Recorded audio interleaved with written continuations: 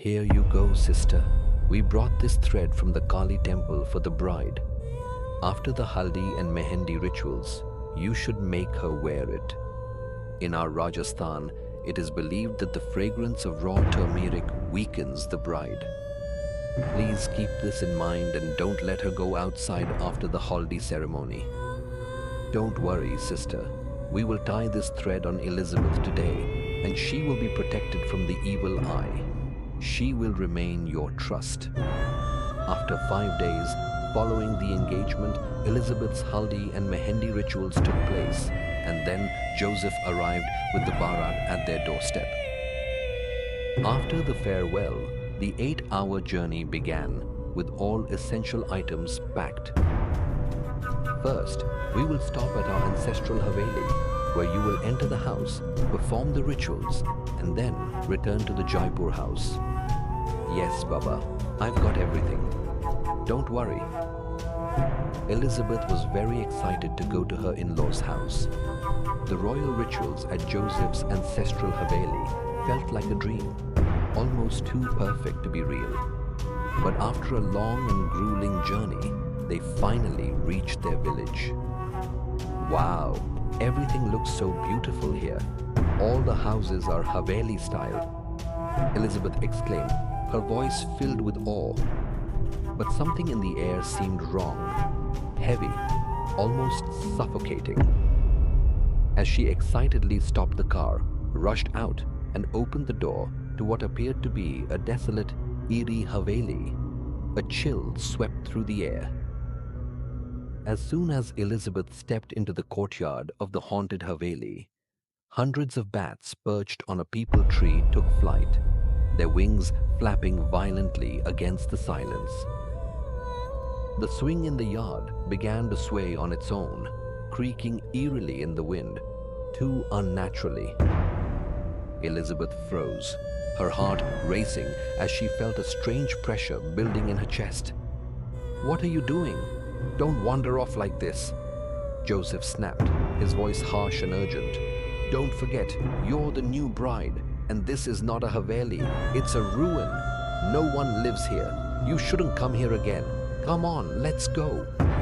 His words had an edge to them, but his eyes were wild, like he had seen something more. Elizabeth was stunned, unable to speak. Her wide eyes searched the desolate surroundings, unsure if she had just witnessed something beyond her understanding. "What happened? Did you see a ghost?" Joseph asked, his tone mocking, though there was an underlying tension he couldn't mask. "Oh no, I just wanted to take a photo, please," Elizabeth insisted, almost pleading. She knew something was wrong, but she couldn't pinpoint it. Despite his reluctance, Joseph reluctantly snapped a photo of her, and they quickly got back in the car, rushing towards his Haveli. At Joseph's house, his mother, Jannifer, greeted Elizabeth warmly, but there was something unsettling in her eyes, a knowing look, as though she was already aware of the darkness surrounding Elizabeth. She instructed her to drop the kalash, a sacred pot, and enter the home. Elizabeth, following the tradition, dropped the kalash with her left foot, and as she did, the rice spilled out, scattering like the last grains of hope. "This is foolishness, daughter-in-law," Jannifer snapped, her voice low and dangerous. "The kalash should be dropped with the right foot to invite good fortune." Her gaze lingered on Elizabeth's face, too sharp, too intent. "It was an accident. I didn't mean to," Elizabeth stammered, trying to explain, but the words caught in her throat. Her mind was already swirling with confusion and fear. "She's tired from the long journey. She's not used to such rituals," Joseph defended, but his words felt hollow. Jannifer's cold silence only deepened the growing unease in the air. Later, when Elizabeth went to her room, she began feeling strange, sick and dizzy. Her head spun as if she were losing control of her own body. She acted absent-minded, not meeting Joseph's concerned gaze, her fingers absent-mindedly twisting and playing with her hair. But it was her eyes that sent a chill down Joseph's spine. Empty, distant. The air around her felt thick with something unnatural. "Elizabeth, what's wrong?" Joseph asked, his voice laced with concern, though a deep unease gnawed at him. "Nothing. I'm just feeling a little strange," she whispered, her voice barely audible. But Joseph couldn't ignore the unsettling energy radiating from her, as if she wasn't truly herself. Elizabeth continued to act more strangely, even locking eyes with Joseph's elder brother Vinay as she passed him in the kitchen, a long, unsettling stare. The tension was palpable. That night, Jannifer felt something was wrong, something beyond just the strange behavior of Elizabeth. Footprints, dark as if stained with blood, appeared and disappeared, leading nowhere. The chill in the house grew colder. She couldn't understand what was happening, but her gut told her that something dark was lurking in the shadows, waiting.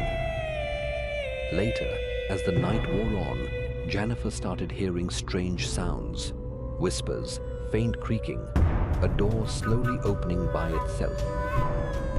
When she peeked out of her window, she saw Elizabeth in the courtyard, walking in a trance, her face frozen in a strange expression, her eyes dark and empty. She wasn't herself. The next day, Joseph and Jannifer decided to visit a local mystic Baba for advice. Baba meditated and revealed something chilling. Elizabeth was under the influence of a powerful dark force, something ancient and evil. And the night of Amavasya, when the moon was at its darkest, was crucial for her fate. The Baba guided them to a deserted Haveli near their home, a place long avoided by the villagers because of its dark history. Inside, Elizabeth was found on a swing, laughing maniacally, her voice echoing in the hollow silence. It wasn't laughter, it was madness. The air itself seemed to vibrate with an unnatural energy. Baba began chanting mantras, his voice trembling as he performed rituals to break the curse, his hands shaking with fear. The atmosphere grew thick with power, as if the walls themselves were closing in on them. "Please, Baba, will she be all right?" Joseph asked urgently, his voice strained with fear. He watched helplessly as Elizabeth screamed in agony, her body writhing on the swing as if in pain that no one could understand. The Baba's words were low but reassuring. "It will work, Joseph. She will be freed, but you must stay strong." Time stretched on, and finally Elizabeth's body stopped convulsing. Her eyes cleared, her breathing slowed. She looked normal, but the air was still heavy, as though the dark force had not fully lifted. Joseph could only hold her, silently thanking the Baba, though a part of him still felt the grip of the darkness that lingered just beyond reach. This night, this curse, was far from over.